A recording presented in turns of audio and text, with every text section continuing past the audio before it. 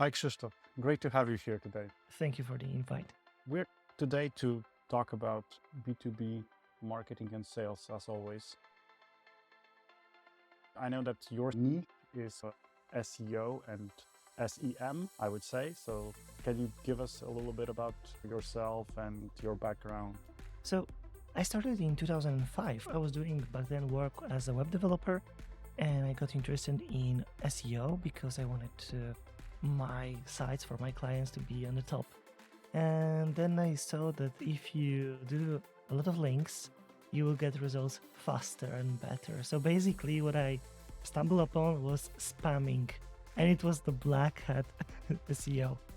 And then I learned how to optimize, how to improve sites. I talked a lot with other web developers / SEOs and improved this workshop. And the same year, 2005, I also started with Google Ads, and it also was not white hat approach because during that time, Polish market was not so good market for Google Ads, but someone from German market was selling the coupons for ads. So basically, it was like something to promote on German market, but it was sold in Poland. We bought it very cheaply, and I showed my clients, and they were so into these ads that after the coupons were gone, of course, they said, let's do it now for real money. So I started this. Next year, 2006, Google Analytics came on, and that's the three tools, three ways of marketing I use. So SEO, SEM, all of this containing strategy in organic results, Google Ads, and checking everything or having everything in check with Google Analytics. Okay. And you're referring to these old days and how it all started. What do you think has changed? Is there a change, and is it for good or for bad? Yeah, a lot changed. It's a change for me for better because from this Wild West approach, now we are the industry that is already settled.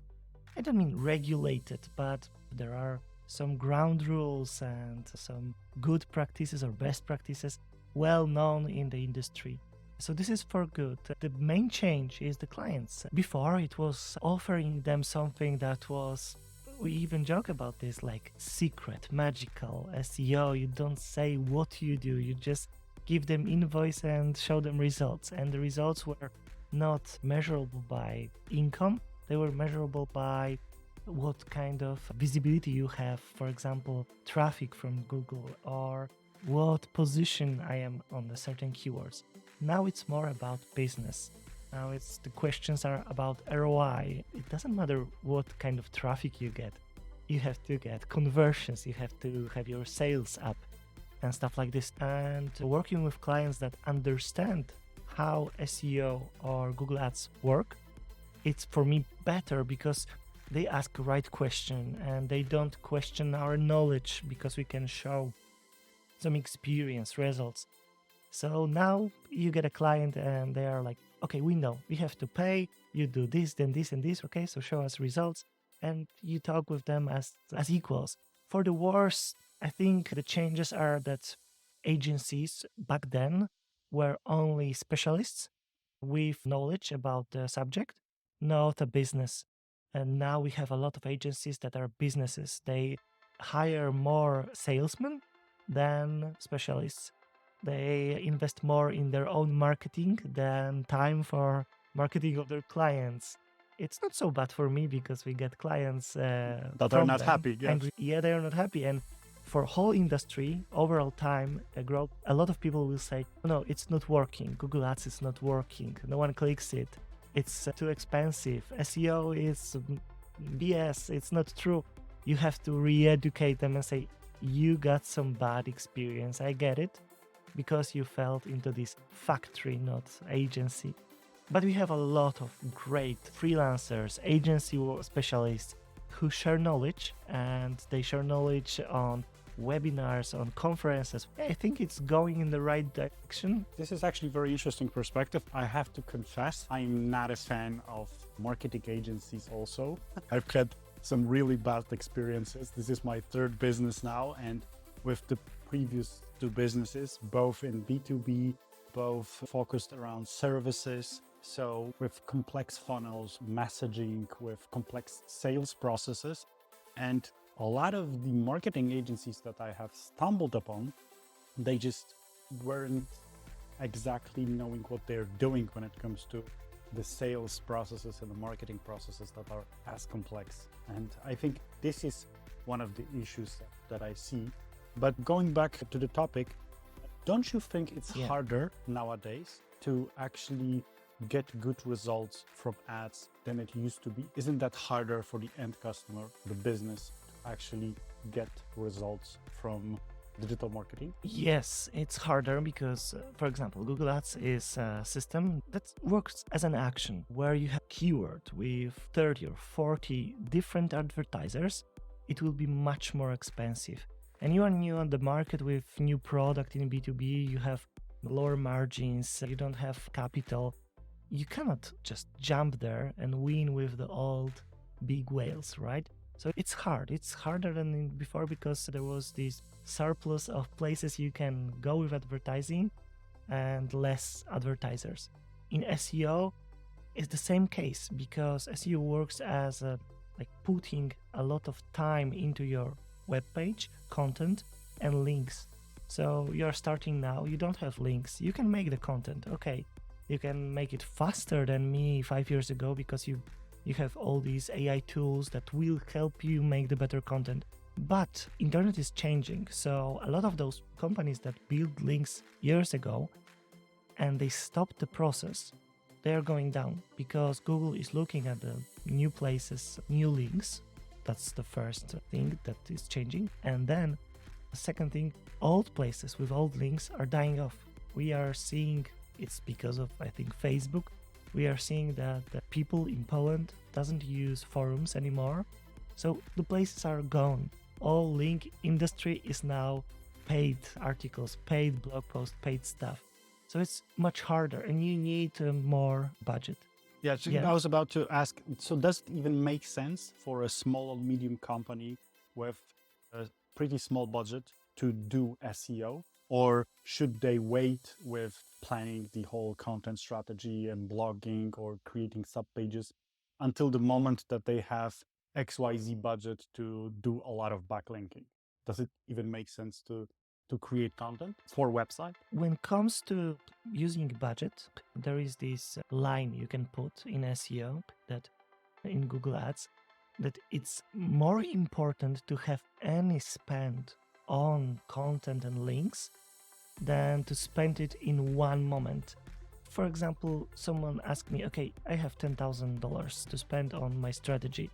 What should I do? I will never tell them to spend it in 1 month. You have to spend it over time.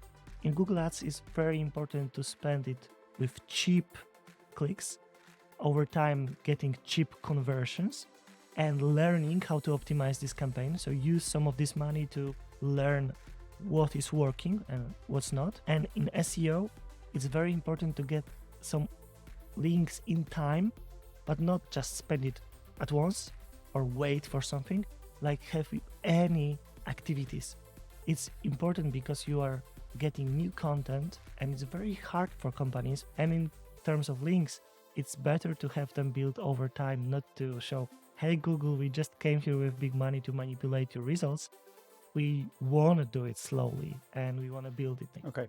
And if you were to rate or to advise, let's say, maybe not a new business, not necessarily someone that is launching a new product, but maybe someone who hasn't been that much into the digital marketing whatsoever, should they go for paid ads or should they go SEO? What would be your recommendation? How you should approach it in B2B? There is this good meme with this girl saying, why not both? You need to try to make both.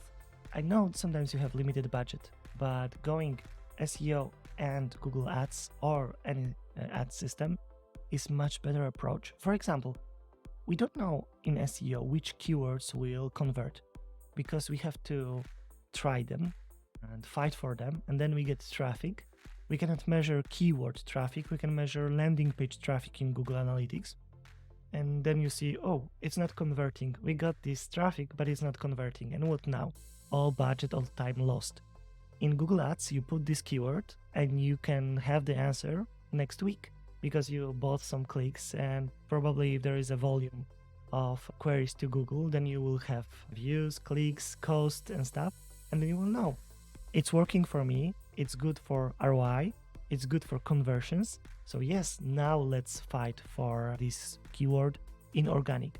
So the two of them are very good combined. If I have a very low budget and I want for a client to grow, the first option would be Google Ads because you have results here and now.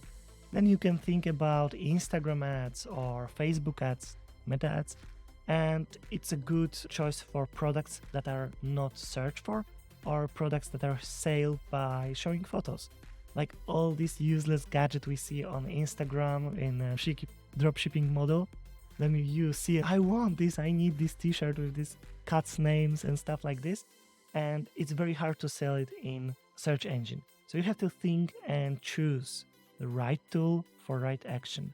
Yeah, so it's great that you've shared this perspective, because I think it was at SEM, the conference, that I've heard the guys say that there was an experiment done by some SEO expert, and first he positioned a niche phrase, and then he used Google Ads to promote it separately, or that was the other way around. Nevertheless, when he used both of those approaches simultaneously, the results was not two of them combined, it was two of them combined and doubled. That was the percentage of then clickability or conversion, because when he had site well organically positioned and when he was using also Google Ads, the results were just astonishing. Good to hear that you have a similar perspective. You mentioned a lot of link building. How you can start doing any kind of link building by yourself? You can start the hard way. The hard way, you approach some sites similar to yours and you can exchange links. You can ask for opportunity to write the blog posts for some other blogs. The good way is to type your keywords and check if every result is a competitor, because maybe you will find there are some sites like news sites that will get your materials. If you send articles to some places, they will post it, but it's hard to get links. You can get no-follow links for free. And there are a lot of ideas how to get these organic links from forums, comments, from making some profiles that you can put a link there. It's like old methods. Right now, everything comes to several platforms. For example, you can go to a platform like WordPress, Linkhouse, or Orion Media in Poland. You can check them for certain site that you like, that have a price for a link, and you write an article, or they write an article for you, and you put this article with a link to your site.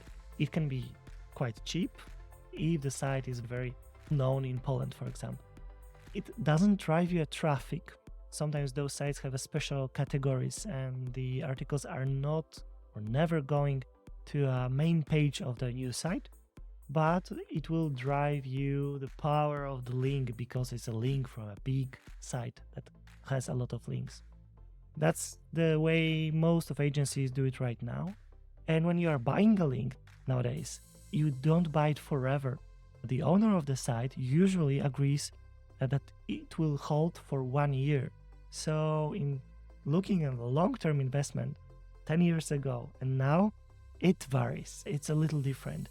So you have to be very careful what you are paying for and read everything in your contract, especially this information, how long it will last, what will happen when you cancel the contract, and if your links will be there or someone will delete them. Super interesting. It also seems like a potential trap that you can walk into when it comes to this time frame. What about the AI? Because you've mentioned that you guys are using some of the AI tools.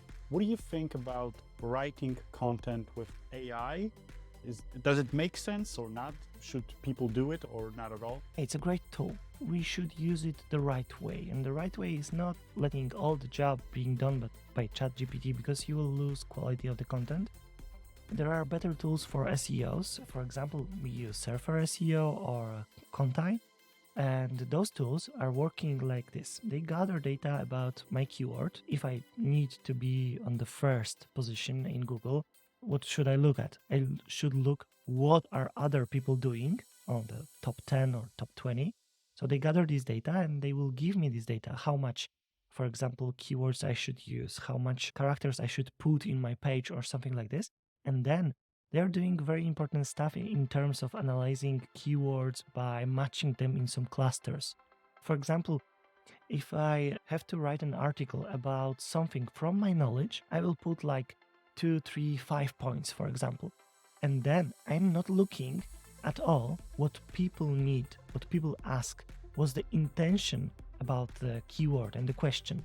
For example, you want to buy a new drone. So I can say, you buy this company, I like this company, and that's it. But you want to buy a new drone and you don't know anything about it, so you have to cover, is it legal to fly the drone? What kind of drone in your country?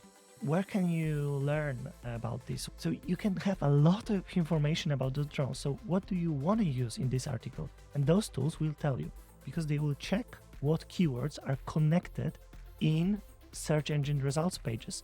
Also, those tools can check other pages for questions they answer. So you are learning from others. And imagine you have a high competitive field and then you go there and you check how they did something. You can see the results and you learn from the best. So you can do much less work than them and have similar results. Or you can focus on doing something better than them. And of course, you can generate parts of it because you can speed up the process. But always try to have a human looking at this. Because when we looked at the quality of the content, sometimes it was gibberish, sometimes it was lie, sometimes it could have some legal implication for us if we publish it, because it was not true or it was using copyright infringements. But if someone said, no, it's not true, we can do it only with ChatGPT. Yes, there are some tests. People put texts like articles only made with ChatGPT, generating them by thousands, and it gives results. But in time, those sites we observe either they are failing totally, they are banned by Google sometimes.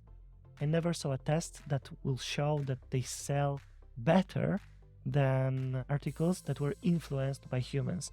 I never saw it. It's, of course, sometimes it's cheaper, but if you want to do it good, you have to check them. And if you don't have time, you can start with generating parts and a lot of it, and then improve it over time. Nowadays, they are great for inspiration. They are great for those days. We don't know what will happen in future because one AI could fight the second AI. But for Google, they always had this approach for years. They said system will clear them itself. What does it mean? That we'll send some signals that are analyzed by Google. It's not like some kind of forms. It's how we interact with results. We will drop some sites faster and go back to Google and search the same keyword or very similar keywords. And we show Google what is important for us.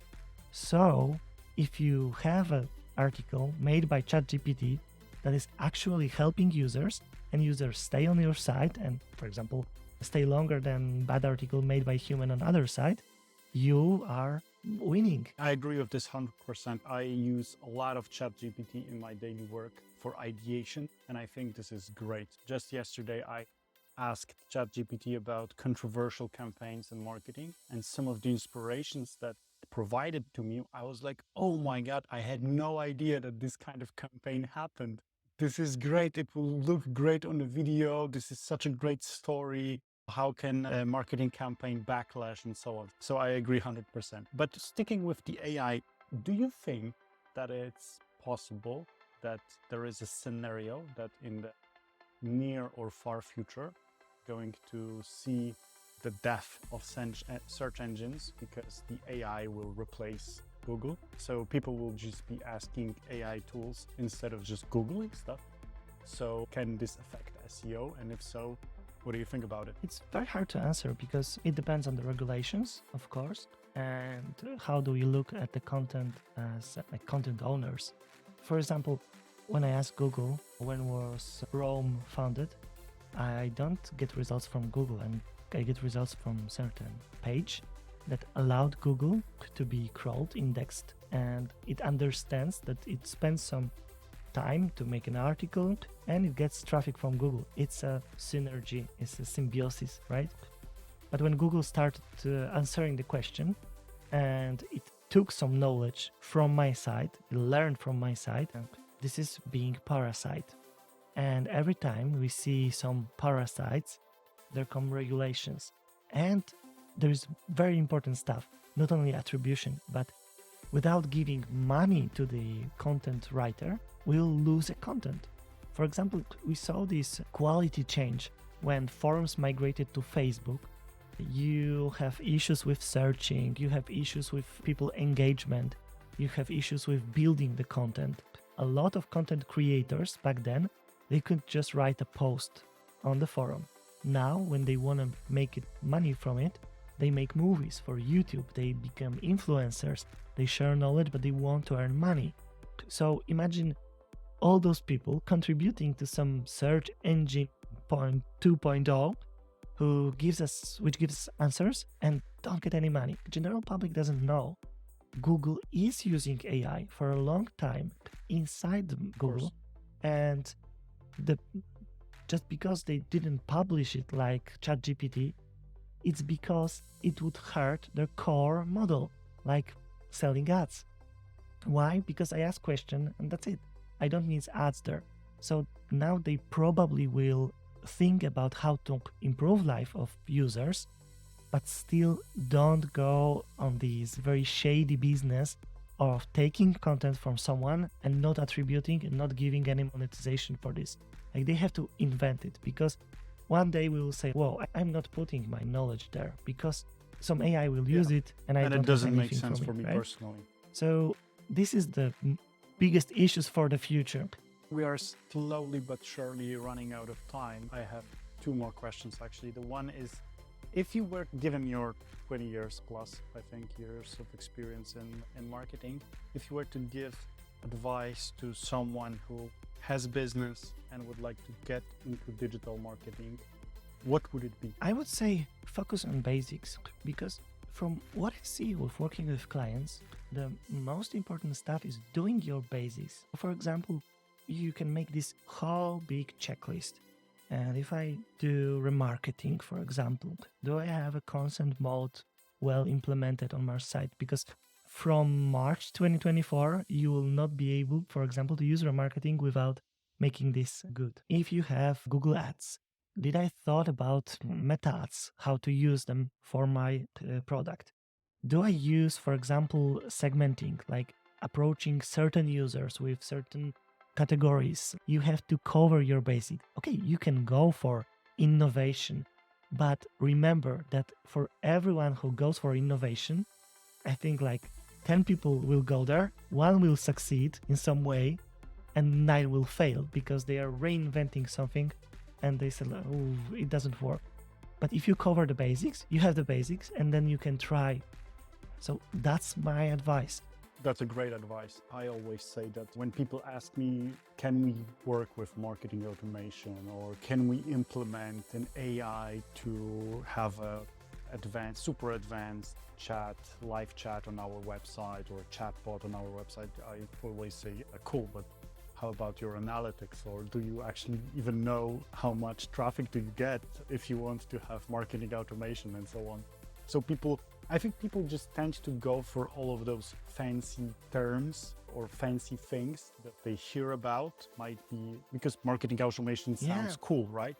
But they do not get interested in covering the basics. If you were to play the oracle, what do you think is the future of digital marketing? So what do you think every business will have to do if they want to have successful marketing? It's a super hard question because every time we're checking the predictions at the end of the year and we're checking against the year, every time this industry is full of surprises. I would focus very much on keeping tabs on it, like checking the knowledge, having few streams of news about what's changing, because sometimes the changes are for good and you can exploit this opportunity right away, get some more conversions, and sometimes you will lose traffic if you don't focus. I think there will be much more focus about how the user journey on your site is perceived. So there is growing over the years, but the good specialist now in SEO and Google Ads should tell you that your landing page could be improved.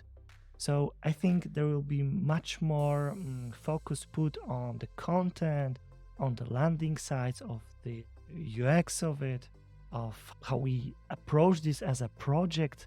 And in terms of agencies, we are going from this model that someone is coming, I want to buy 2 Google Ads and 1 SEO, to this model, I want a partner who will guarantee I'm growing, I have sales, and who will show me how my investment in the budget is giving return.